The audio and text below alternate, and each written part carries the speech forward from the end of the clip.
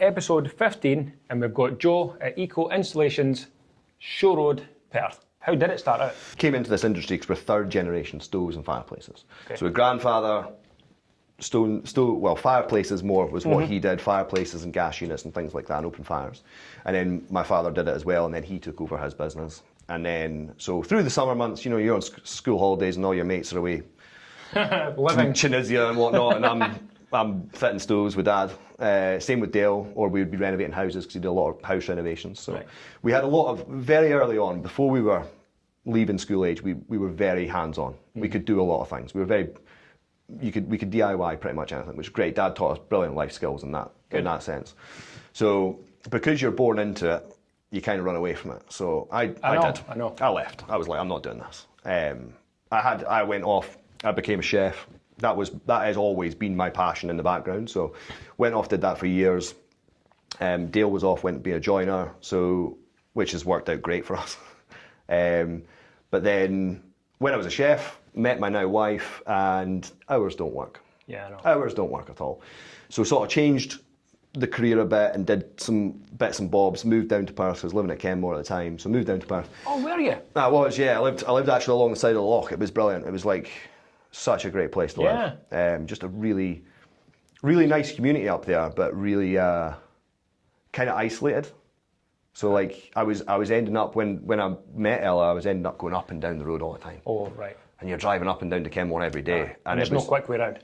Yeah, which would have been fine if you were working an 8-hour day. But I was in at 10 and I was leaving at 10. And it was like, you would get home, you'd see her, and then sleep, wake up, leave. Yeah. And actually, I was quite ill, is actually what made me leave in the end. I got really ill. I think it was just overworked, I was tired, and later on we find out I've got Crohn's disease, and that's probably what it was. Right. But because of that, I changed career, and I went, let's do a 9 to 5. And then Dad phoned. And Dad went, you got to come in and cut some slate for me, and do all this. So I sort of broke back into the family business. Right. And so I did that for about 3 to 4 months, and that was just before the last recession. Not great timing for a small business. Was it? So just as I was getting up to speed with everything. Obviously. Yeah. I knew the job. I was out on the tools with the boys, working with the subcontractors. I was doing everything. And we were there for about 3-4 months, and then he hinted, probably going to close up. Don't want to go through another recession. I was like, right. So anyway, things happened. And if we jump 6 months ahead of that, I was left with no income, and I was like, shit. What did I do? It was done. They closed the doors. And I was like, fuck, right, what did I do? Just when it was working out? I know, I was like, I actually kind of like this. So I went, right, just double down on it. So I went self-employed, reached out to a few people, and says, look, this is what I can do. Let's go. Stove related? Stove related. Right. Kept it simple to start with. And then just learned the trade through working with people and learned all that. So did that for a couple of years, and then saw where the failing was. Sorry, were you in the van yourself? Oh yeah, every day. Right. Every day.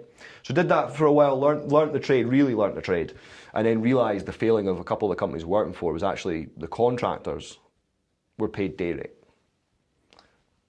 Would that have been you as well? So I was paid by the contractors.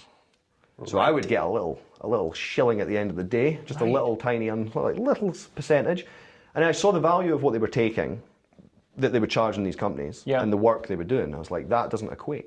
You're charging quite a high-end price, and you're doing the basics and a shoddy job a lot of the time. All right. So I sort of went, right, and I spoke to my dad at the time and says, look, this is what I want to do. And he was managing a showroom. And he says, all right, let's do it. So I thought, I don't know how to do this because I've not got any money. Like, so what did I do? So he says, right, I'll give you this van. And I went, okay. And he gave me the van keys, and it was a nice van, nice Vivaro, black van. I was like, that's brilliant. This is great. It's the best thing I've ever had. And he says, right, I'll put you some basic tools in it. And almost in the same breath, he went, that'll be 370 quid by the end of the month for that van rent. And I was like, shit. Right. So he's still got a business mind? Yeah. So day one, I was like, I need to go find money. So I did. I knew the trade well, and he gave me some basic jobs, and it just grew from there.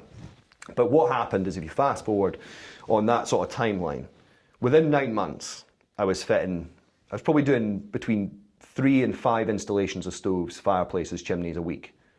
Wow. By myself. How do you do that? You can't sustain it. No. I'm not a big guy, so like, sure, I was strong, but lifting in limited energy though. 120 kilo stoves, panels of slate, they're 100 plus kilos, jumping up and down on ladders all day, and you're by yourself, but you've only got one day, so you're working 12 hours a day to get it done. But for me at the time, I thought that was the only choice I had, you know? It's normal. Yeah. So then I said to my brother, Dale at the time, he had a job, he was happy, he was fine, and I just ruined it for him, really. So I said to him one day, I can't do this. Like, I need help. Like, I can't do it. I feel like I'm going to lose the quality of what I'm doing because I'm struggling. I'm not seeing my family. I'm doing it. I says, can we do something together? And he was like, no. I says, look, there's what I've got. There's everything I've got financially, tools, van, everything. I says, half of it's yours. Just let's just go. Help me. Just come on board. So he was like, you know what? Fuck it. Let's do it. So now Dale was the same as me. He was a joiner though, and he grew up in this business. Yeah. So and then he'd also done it on the side as a joiner with a contractor. All right. So we were already well up to speed at this point. And I think I was maybe 22 at this time. And so yeah, we did that. We got the contract for the showroom my dad was managing to be sole fitters. So we stuck to that for about 3 years. We didn't do anything else. We just worked for that one showroom until we worked out who we are as a business, what we are, and obviously we went through the trials and tribulations of being an early business. You were getting paid to learn though. Yeah, which was great. Yeah. And we grafted for it. I mean, there was a couple of years where we would not take days off for like 4 months. We'd just work every day. Right. To keep up with the demand, because we didn't want to let the company down we were working for. Yeah. But there's only two of us. And you didn't want anyone else coming in. Correct. Yeah. Yep. So we did that for a long time, but we went through the trials and tribulations of what people don't tell you in business, which I will support anybody that wants to start a business. I will give you anything I can do to help you to do and be your own boss, because I love it. I think it's the best thing ever, and I'm never going back to being employed by someone. But you fill in a form online, costs you 17 quid, you become a company, it's all the information they give you. They don't tell you to get an accountant, you pay taxes, corporation tax, PAYE, pensions. No. They don't tell you anything. So first couple of years, truth be told, we dug a hole. Right. Tax hole, caught up very quickly. Aye. So second year in business, we worked hard to catch up with us. We had to buy the equipment that we were still buying, buy a second van, pay off the tax, get a decent accountant. That's the number one rule in business, get a decent accountant. So then just to catch up with everything. And then, sort of year 3, we'd really cleared our feet. We knew what we were. We had 2 vans. So Dale was in a van, I was in a van. We had a guy that worked for us part-time, Stephen, who's still with us today. Just the greatest guy. Excellent. He used to work part-time while he was at college. And then he sort of realised, don't think I want to do that thing that I'm doing at college. He's like, can I have a job? And we were like, we've been waiting for you to ask me. So, so he came on full time. So then we moved up, got another labourer. We moved up to a squad of 4, and we just chipped away. So a squad of 4, essentially 2 vans, 2 installations. 2 vans, 2 installations. Cool. So how that worked for us was, in the morning, me and Dale jump into the office. In the morning, clear our feet. What we're doing today. We'd have 5 jobs a week or 5 days of work. And then out with that work, we had to fit in when do we go see the customer, when do we do the surveys, when do we write the quotes, when do we order materials, when do we do all that. So much like yourself. So when you were at that stage, you're essentially still contracting to someone? Yep. Wow. So someone would get the work, but essentially you did the whole lot. We did it all. So the company we were working for got a blinder of a deal. Yeah. Customer would walk into a showroom, well, there's my details. They'd go, there you go. By the way, we're supplying them the stove, the stone, the surround. So if you just work it out for me. This is why we have 2 showrooms now. So you'd be earning day rate, and then you kind of slowly but surely you snatch a bit off them. So you supply the flue liners and all the stuff, and then you get the slate, but they're still supplying the stove. So everyone's getting a bit of the pie. Yeah. But because we were doing the lion's share of the work, we wanted more. So that's sort of the route it went down. So then we doing that year 3, 4, 5, and we kind of stayed still, to be honest. Right. We did move up to 3 vans at one point, and then we moved back down to 2 vans. We were just finding our feet. We didn't know what we was doing, and I've always been a bit overly ambitious with things. Never overly content with what I have. Right. Okay. I don't think it's a bad thing, but it does keep me driven. And my brother, for many years, was the opposite. Dale was calm down. He was like, and it worked brilliantly in the early days because it's the yin and the yang. I want to spend money to make more money. Dale's like, whoa, we need to pay mortgages. And you're going, okay, this makes sense. So he always reined me in very well. until we sort of got up to, 6, 7 years in business, and then it was like, this isn't working. Aye. We need our own space. Yeah. Are we going to grow? Are we going to go backwards? What are we going to do? So, and there was a lot to be, so by this point we were contracting to maybe 4 different companies. Wow. So we were everywhere. I mean, at one point we were contracting to a company in Stirling, which was actually my decision, so I was the one that was contracting them. Dale was like, that's your problem. So I was driving through to Glasgow almost every day at 6 Yeah, a.m. because you're at that side. Yeah, so like almost every morning, and what that did was give us seed money to move forward. Yeah. So I needed to put in the time. It was necessary. The problem is that, I'm sure you get this all the time, that people don't realise is people just think the money comes from nowhere. And you just work a 9 to 5, you choose your own hours, and the sacrifice that my wife and kids had to go through in the first 5, 6 years. Like, I've lost that time. I'm never getting it back. And money won't buy it. And the money's not worth it. No, it's not. And if I knew that now, I probably wouldn't have the business I have now. You would have taken a different road. I would have, yeah. I would have taken a different road.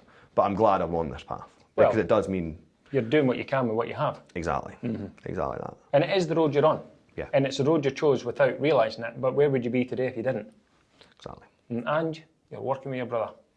Which is amazing, to be honest with you. Aye. It's amazing. So, like, working with Dale every day, I mean, again, earlier days, we had our moments.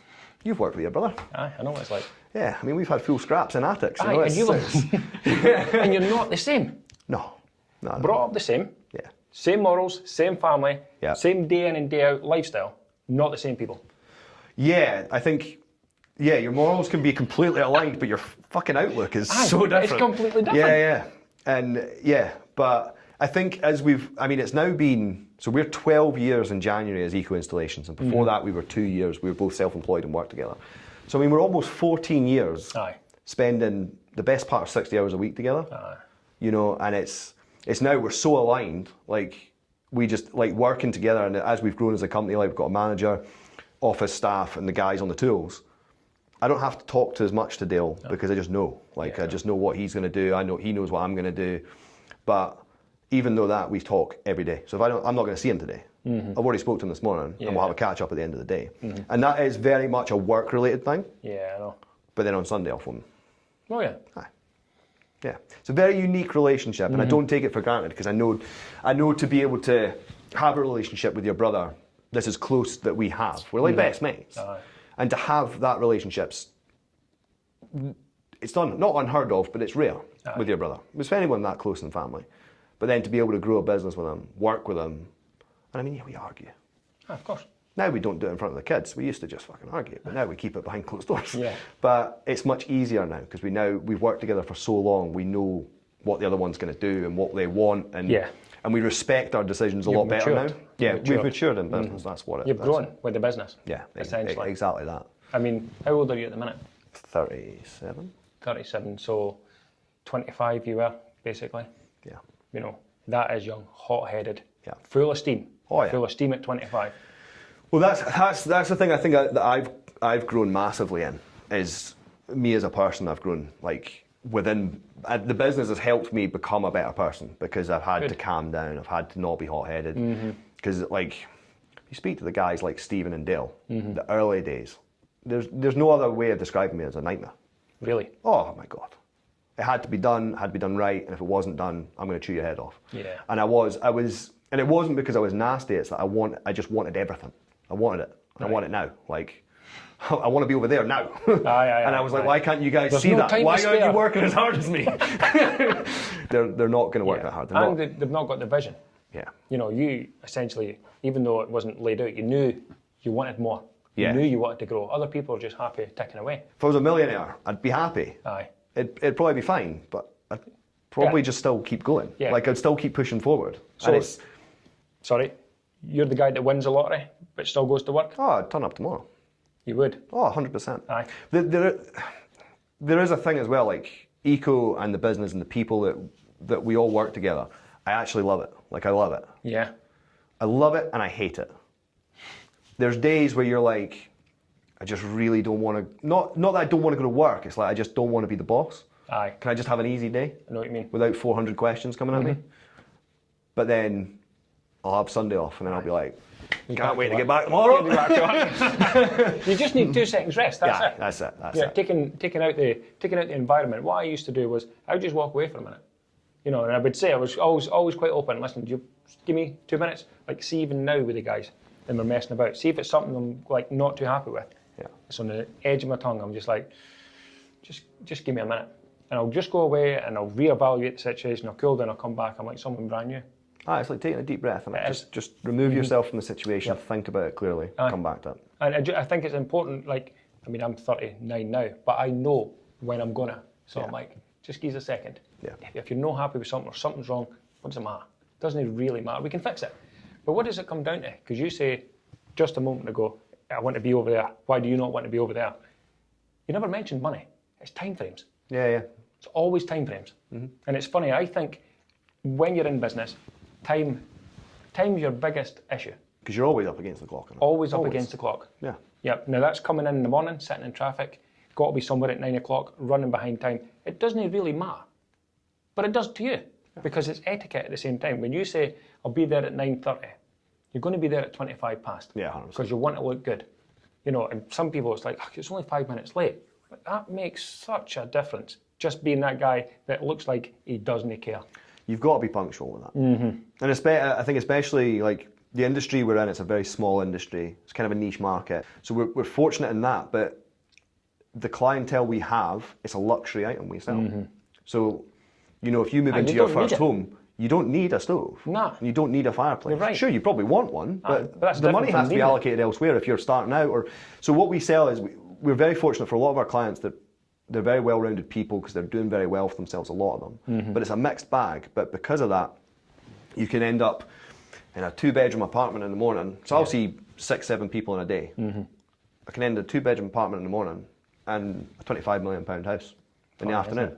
And it's like, you have to then become very rounded as a person to be able to deal with, to talk to those different type of people, because they're all different. Absolutely. They're all completely different. Yeah. So being punctual, turning up on time, you don't have to dress insane. Just be smart. Be yourself. Yeah, clean your car. Aye. No, it's so Turn up in a clean car. Aye. Just Silly nice things. Yeah, Silly just do nice things, things because that's who we are as people. So like, show the customer that from day one, that's who we are as people. Like the person in the 2-bedroom flat and the person about the 25 million, treating the person in the 2-bedroom flat the same as the 25 million is brilliant. Well, that's it. So important. And it's exactly the same for us as a business. If they had the same products, they'd be the same price. There's no additional charge because you're doing well in life. There's no. They're the same price. I mean, don't get me wrong. When you work for much larger houses that maybe are on their own, they're kind of hidden away and they're on their own land. There is a charge there because usually they're quite far away. So you've got a mileage charge. There's going to be more time involved. There's more height. There's also, out of 10. exactly. Yeah, most rooms are 3.5 meters tall. So like your material cost may go up a bit, but it's not a lot. It's very minimal. Like if you're working in a really, really large house, you have to add another day. Aye. Because when you park the van in the drive, you're a 5-minute walk to where you're working through the house. Yeah. So there is more time involved, but the clients are the same in our eyes. Everyone's a VIP. Everyone's exactly the same. And we will bend over backwards for everyone, and we'll give the customers. I think we have a slightly different look to a lot that I know of in this industry. Whereas, what does the customer want? Right? Can we do that for you? And if we can't, can we get it very close to that style? Yeah. And why can't we do that? Well, this is why. So not, we make more money on this product, so you have it. Because that's not what we don't do that. No, give them what they want. Exactly. If possible. If possible. And if we can't, we'll get you damn close. So in terms of growth, you kind of started messing about. You said, was it 12 year? Yeah, so EKO's been going 12 years now. So at which stage did you get to we can no longer be in the van full time? For me, full time was actually about 4 years ago I realised this doesn't work. Like, it doesn't work. And it actually came about because of health. Like, it kind of forced the hand. Okay. So, after a certain amount of time, me and the wife, we got into triathlon and all that kind of stuff, and we'd do races all the time. It was great. It was a good hobby to have. Made me a bit of an animal at work, so I was always on the edge absolutely knackered and hungry. Yeah. So like, I'll be honest, people didn't like working with me. Okay. I was always a bit of like a loose, like I was just so. Stay away from that guy. Yeah. So we did that for a while. And we were away. We were at this race, and I came back, and I was more ambitious than ever to do better within that sport. And I was just, to be honest with you, I was kicking the arse out of it. Right. I was like lunch break, boom, down the swimming pool, put the laps in. After work, 2 hours on the bike, blah blah blah. So I was really kicking the arse out of it. Okay. And I remember I was actually near where Eddie stays. I was running up that big hill. Yeah. And I was doing hill sprints. Okay. That's quite a hill there, to be fair. Yeah, it was quite a long hill. So it's not a steep hill. No, not overly, but it's long got hill. So I was distance. doing hill sprints on there. So I ran from the house to there, and I was doing hill sprints. It's like a 3-mile run there, hill sprints, 3-mile run home. And I do about 3 hill sprints. I was like, I don't feel good. It's like I really got pain, like feeling pretty, like I was like, push through it. I'll be fine. Be fine. You're a man. I was like, my inner bitch isn't going to win. I'll be fine. Aye. So push through, and just like remember sitting at the side of the road on the way up to your brother's house, and I was just buckled over, I was just in bits, and then I just like started throwing up blood. I was like, shit, I'm dying. I was like, great, I'm going to die. At the peak of my life. Fantastic. Healthiest I've ever been, I'm about to die. So, you know what it does to you, you just sort of like... I'm dead. Yeah. So, I like give it a minute, and I was like, right, I gotta get home. So I was like, I'll just fucking run home. Roll home. Yeah, pretty much just got home. Said to my wife, I'd been ill a few times over the period of like maybe 8 years. Nothing too major, but when it hit, it hit. I'd been buckled over in bits. They treated me for stomach ulcers a couple of times. They didn't really know what was wrong with me.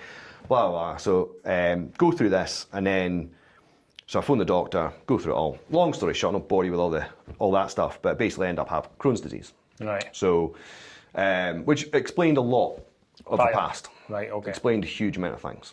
So, right at that time, had to stop sport completely. So from that day, when that happened, probably for the next 6 months, I was just ruined. Like I was, Aye. I was just ill for like 6 months, and it was not like terrible, but like exhausted, throwing up, passing blood. Like Crohn's is not a glamorous disease. I mean, you either throw up blood or you pass blood. It's basically from your mouth to your end. Yeah, right. It's the whole thing attacks itself, and it's when you flare. I was going to say, is that a flare up? Aye, it's aggressive. So, right. So for about 6 months, I was just kind of really quite ill, and Dale was a diamond in the whole thing, because he was just like, right, we'll just make this happen, we'll make it work. So I still pushed on and got to work pretty much every day. There was a couple of times when I was in hospital, I couldn't go to work, but pretty much if I wasn't in hospital, I was at work. And I just said to him, I was like, this can't continue. It's like, I've got this for life now. It's like, we're doing well enough that if we just take that next step forward, I could be office-based, I can really slow down the body. Yeah. And touch wood, I've had one flare up in 4 years. Really? Yeah, completely off all treatment. So I'm that guy, I don't like taking things. Right. I know it's a bit like tinfoil hat, but it's quite aggressive treatment that I was on. It's like intravenous, like just every 4 weeks I was on, go to the hospital and be plugged in. Right, okay. So as soon as I was like, I'll get off it. And, so do you think maybe stress related at the time? Hard working on the body? Yeah, so exercise and stress comes hand in hand, man. Well, I think I personally think that's a lot. The amount of inflammation I was probably putting into my body, as well as I was still working. I was trying to train 20 hours a week, work 50 hours a week, have a wife, have kids, try and grow a bit. Like all of that added to one, I thought, I can do this. And I think it just eventually caught up, and I think that's what created the big flare up. Yeah. But there's no real, still with Crohn's and colitis, no one knows. I know. It's kind of like, see what happens. So I'm fine as long as I do everything in moderation. Is that right? Yeah. Aye. I'll eat a mad spicy pizza, I'll be fine if I do it in moderation. Okay. I mean, don't get me wrong, I'd rather be at home the next day, but Aye. But everything in moderation, I'm fine. I'm very fortunate. In no way do I dwell on it. No. I know a lot of people now with Crohn's that I've met through treatment and stuff that can't hold jobs down, can't eat, can't hold weight. I mean, they are properly, life has changed. Aye. For me, I'm a very high functioning person. You're adapting. It's just worked out for me. I'm okay. I'm fine. Yeah. However, I've not tried going back to sport yet, so we're trying that next year. Are you? We'll see what happens. Slowly though. Slowly. Yeah. I'll just take it easy and we'll see how it goes. But because of all of that situation, forced the hand. We moved building. Okay. So we got our first half decent warehouse building office. Between the two of you? Between Dale and I. EKO? So is EKO. Right, okay. So we moved away, standalone, dropped a lot of the contracts we had, I think we've got enough business to do this. Okay. There was a few of the companies we were contracting to didn't like that we were taking on more of our own stuff and kind of pulled the rug a bit. Of course, aye. And again, forced our hand more. And it turns out, when they pulled the work from us, we were like, actually, 70% of the work we're getting is ours. We just hadn't done the math. We hadn't actually looked at it. Very good. So we were just like, actually, we're fine. So sound, we don't need you. And when that happened, then they needed us, so we kind of all stayed a happy family in a sense. Is that right? Yeah, it took a downturn for a while and then came back. Yeah, let's be serious about it. Yeah, exactly. So so we rented a unit down at Friarton, and literally, like I was saying at the beginning, I'm a bit ambitious. I was like, get the biggest one. And Dale was like, no. Let's get the Getting second. Up there's enough. Yeah, he's like, let's start with the small one. So we started with the small one. We built the office on the mezzanine floor upstairs, and then we went, right, we'll get some racks in and we'll bring all our stock over from the units we had. And day 2, I was like, we need a bigger unit. And he's like, I told you. He's like, you were right. He's like, couldn't move. Aye. So we made that last for almost 2 years. Because we didn't want to run before we could walk, and to be honest, it was a new thing to us. I mean, we knew the other half of the business. We didn't know what it was like to have a building and what the overheads were. So we're like, let's just do it. And then you can sometimes just get tied down with it, and you're just like, well, let's just stay here, and you can be happy in your comfortable spot. I know. So we did that for 2 years. I was dabbling. I was more off the tools than on the tools, but I still had to be on the tools quite a lot. And then I'd suggested, and Dale had suggested, we maybe expand, get a bigger building, and potentially do our own showroom. So one of the showrooms we were in talks with, we were trying to buy. All right, okay. And they wouldn't, it was a no-go. Right, okay. So we tried a couple of times. And it was... So was it up for sale? No. No, it was not. You're just like, yeah, any chance you're thinking about selling? It was kind of like one of these things, like that was the fork in the road for us, is we buy it or we go our own way. Right, and that was our choices. Okay. We were like, if we want to do what we're going to do, we buy this building or the business, or we move on and try and do our own thing. Of course, so we went, let's move on and do our own thing. They're not. We don't want to make them, we don't want to fall out with them. No. We don't want to make them unhappy. We've asked. Okay. Fine. So you didn't buy it? So we didn't buy it. So this is 3 years ago. 4 years ago. 3 years ago. So girls in the office that we rented the building from phoned us and says, look, this building's come up. Right opposite you. Big one. And I was like, fantastic, let's have a look. So Dale and I walked into it like 7 o'clock at night one night in the winter, and we both just looked at each other and went, right, we'll take it, we'll do it. This is it, this is the one. And it had a small section that was for kitchen displays.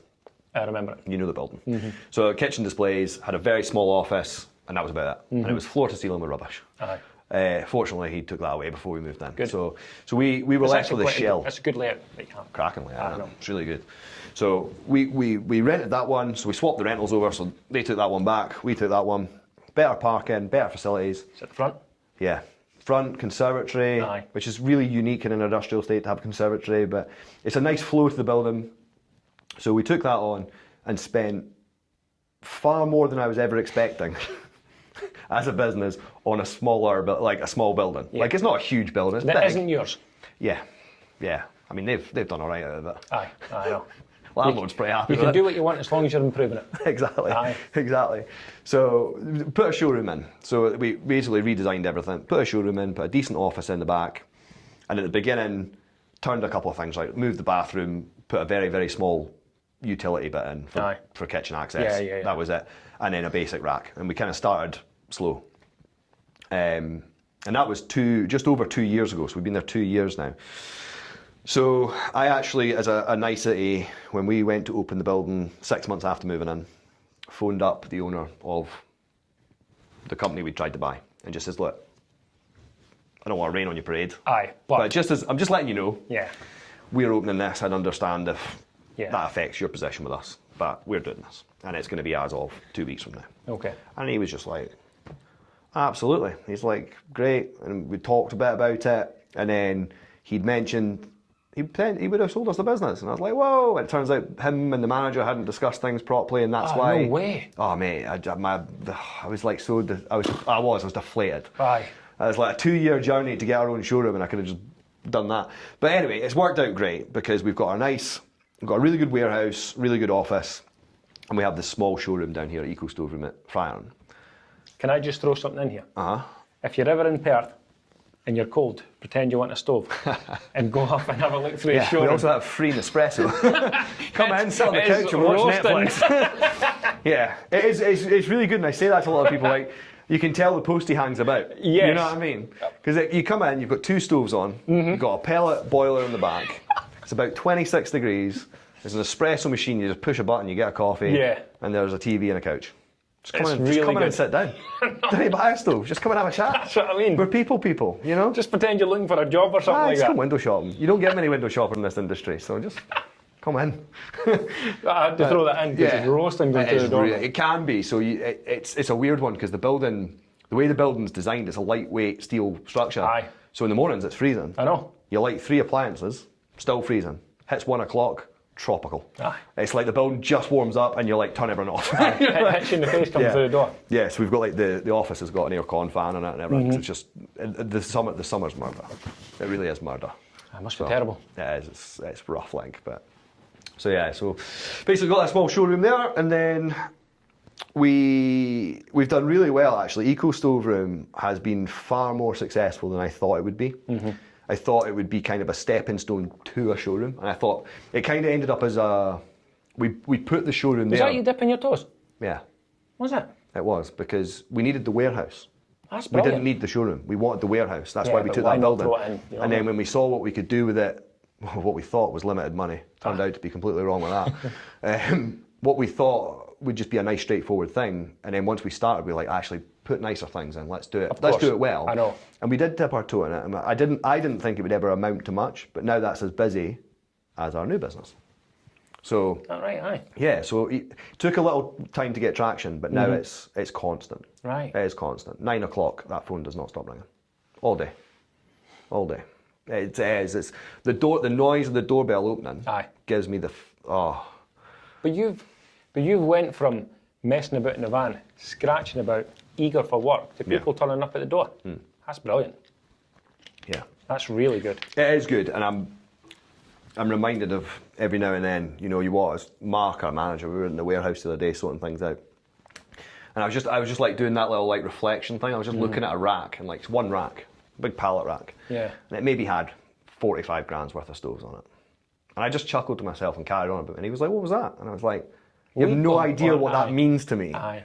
Because like 10 years ago, that's what I've always wanted. I know. But we've now got a warehouse full. 10% we're of that doing 10 well. years ago would have been fine. And it means so much. I've never forgotten what we were or how hard it is to become this. Because I think people think because my dad's also in stoves that he just made it happen. He didn't. Right. Don't get me wrong. He's helped us. Aye. He's pushed the work our way to an extent. And he helped me with the first van. He's given me all the advice he could possibly give me. And if I ever need anything, I just ask him and he can tell me how to do things or whatever it may be in the early days. But nothing was handed to us. No. Not a single thing. Well, what's funny is earlier on you mentioned about the companies that install stoves.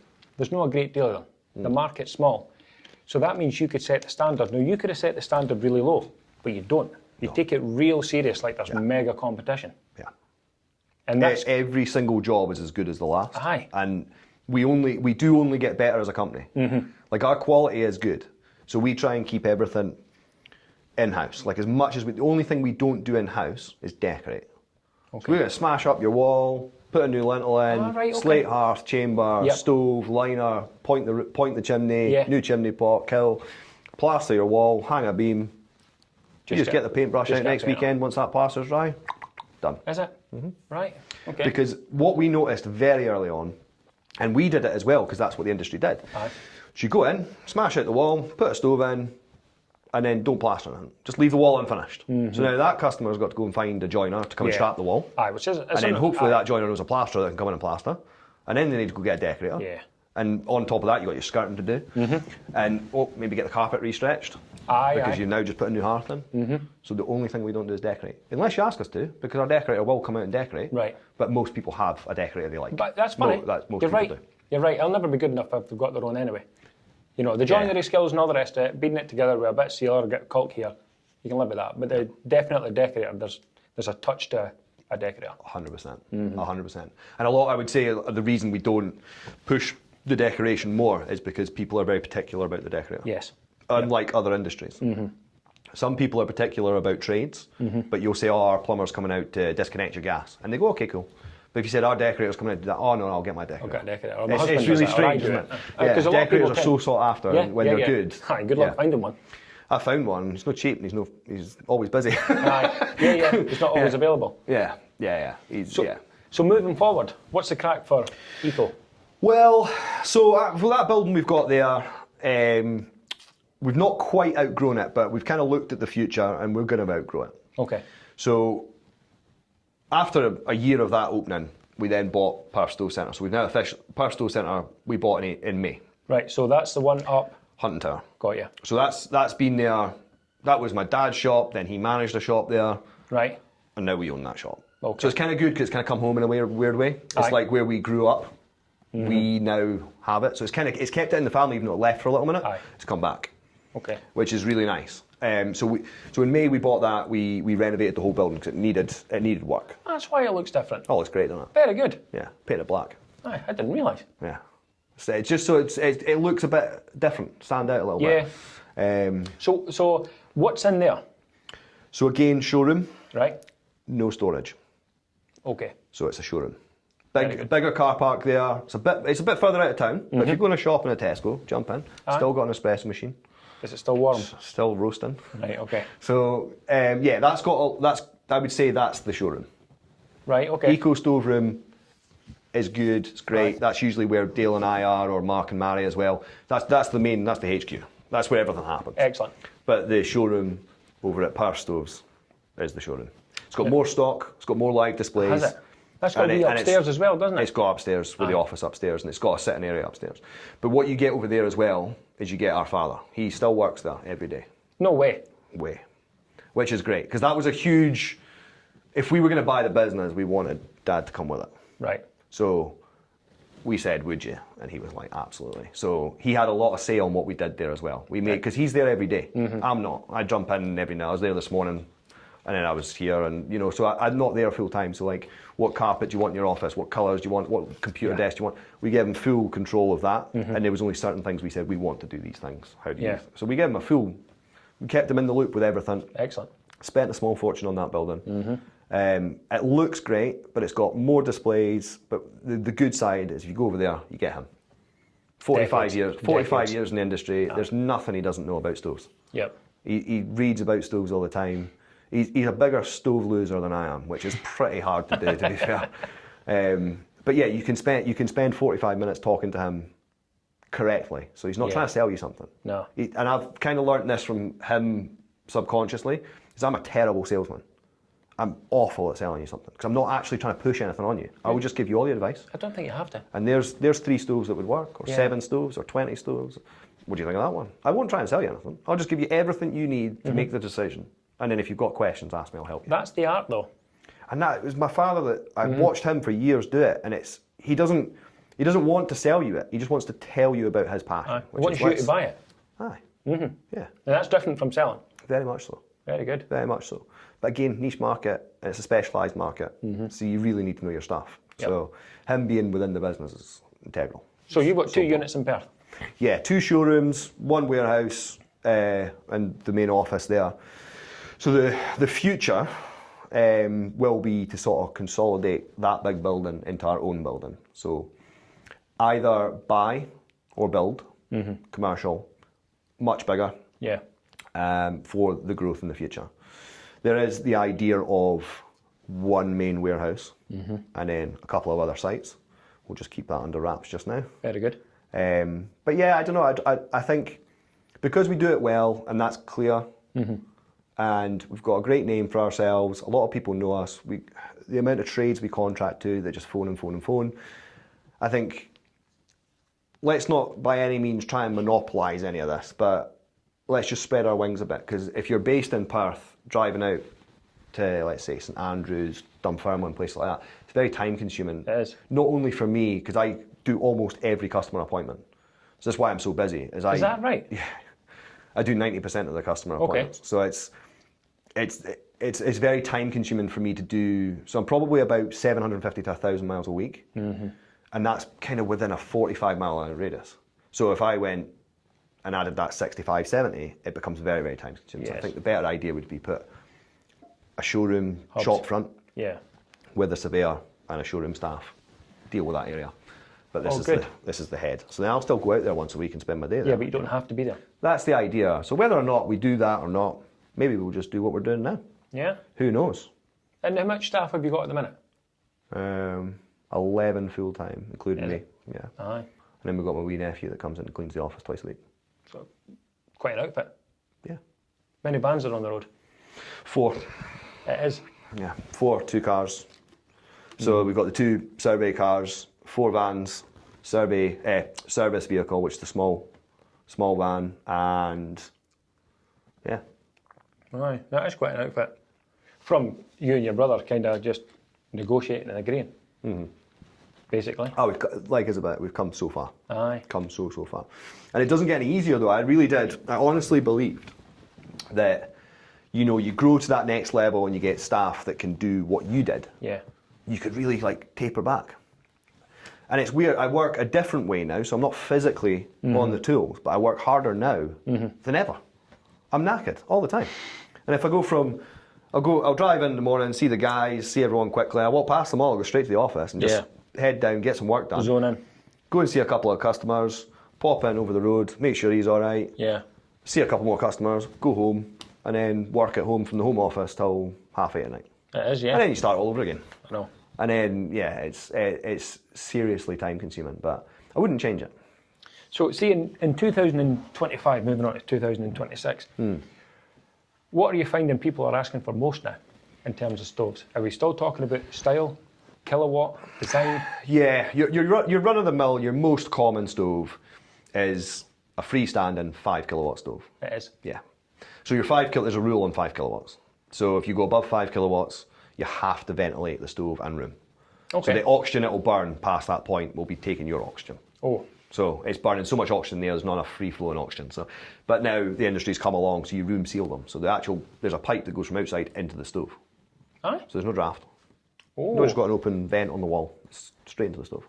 Most common stove because 5 kilowatt will heat most spaces quite comfortably. And so the thing with kilowatts as well is the range. So every stove's rated on an average burning point. So 5 kilowatts, 4 kilowatts, 10 kilowatts, that's its average burn point. So that's with the airflow midway. Right, okay. But then they have a range. So if you've got, you know, a room like your living room, it's a fair size open space. Aye, it's fine, yeah. You'd have a 5 kilowatt, but you'd be looking for a range up to 7. Oh, is that right? So your top end 7 kilowatt. So when it's in January, you've been out with the kids, come back in, ramp that up full pelt, you want 7 kilowatts, really get it going. Like that radiator there, what's a 2 kilowatt radiator? Something like that. Aye, it is something so 3.5 of them going all at once. Wow. Yeah. That doesn't take any time either. No. But then you want to have the range on the other side. Aye. So you can sit average of 5, it's going to heat that, open a couple of doors through the rooms, or you go, nah, I'm going to cozy up with the wife on the couch, watch a couch, and watch a film, turn it right down to 3. Aye. Just tick away.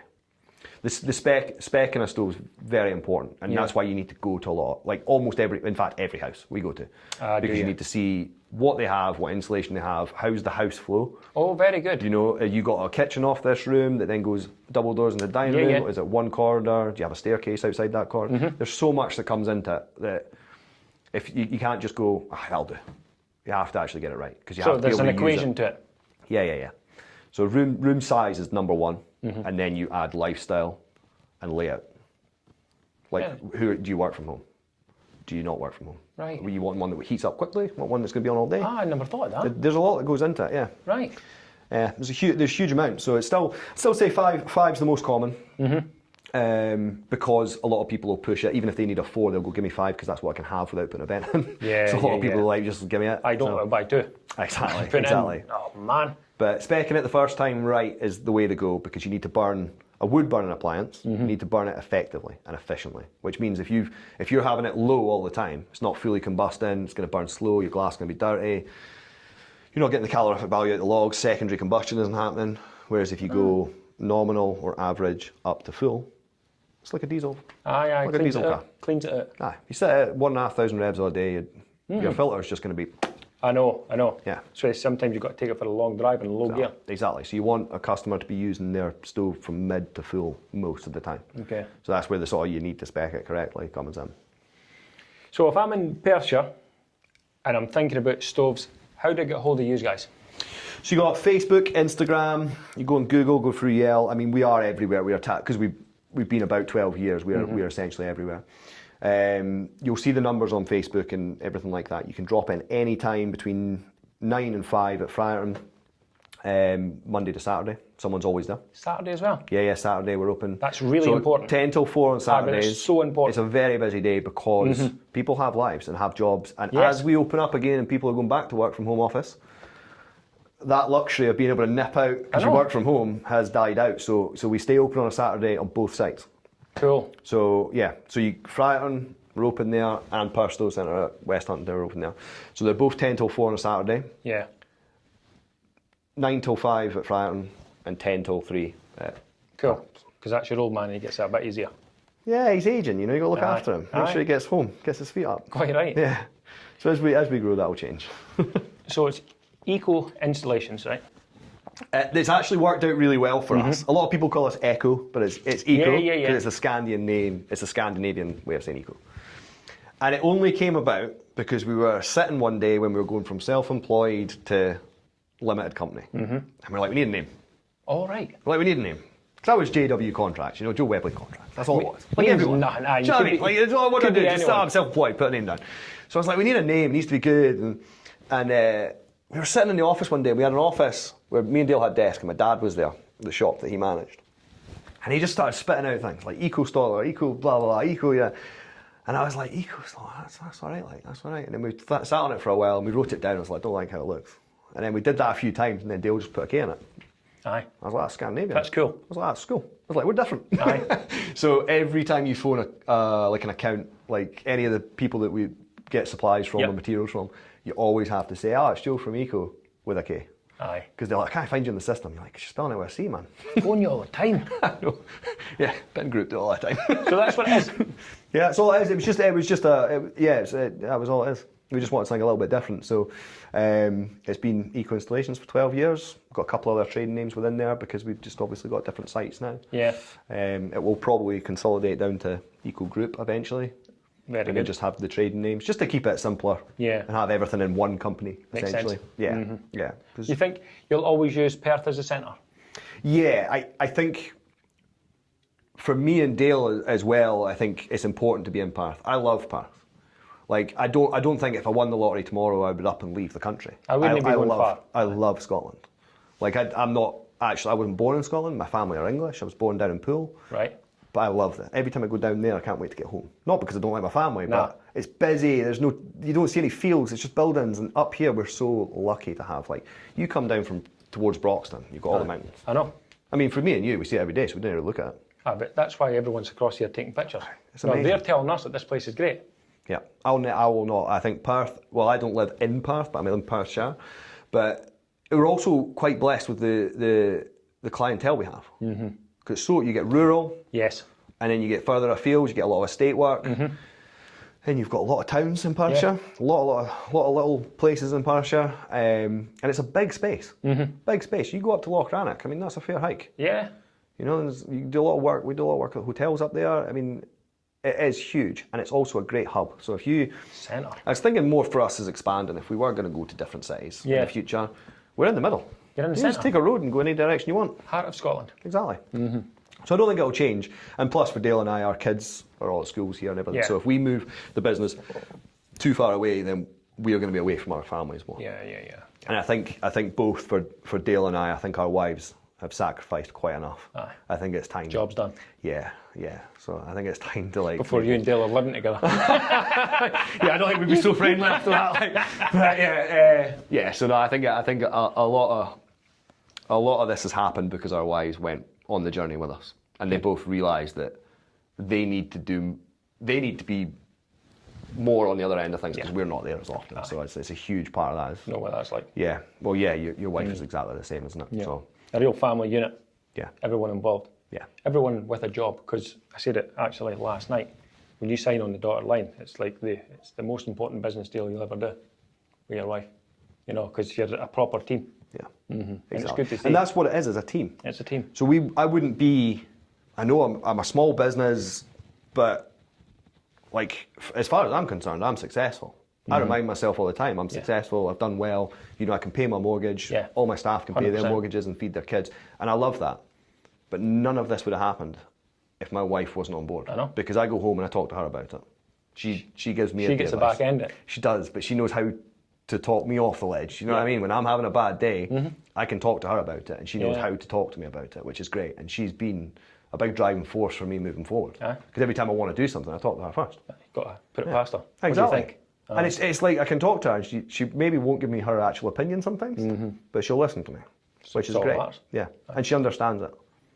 She understands if I need to go and do something for work, I'm going to do it. Yes. Like if I need to go and work Aye. and cancel something at home, she gets it. By the way, And I would only do it if it's necessary. that's really important, because even at the size of our family and the scale of them, work is number one for me. Yeah. Keeps food on the table, mate. It does, and there's no two ways about it. If I've got something to do, everything else stops. Yeah. And I know not everyone would agree with that. It works for us. She's got a job, I've got a job, both of us work together. That's great. That's how we work. Happy with that? Happy with that. Cheers, mate. Thank you.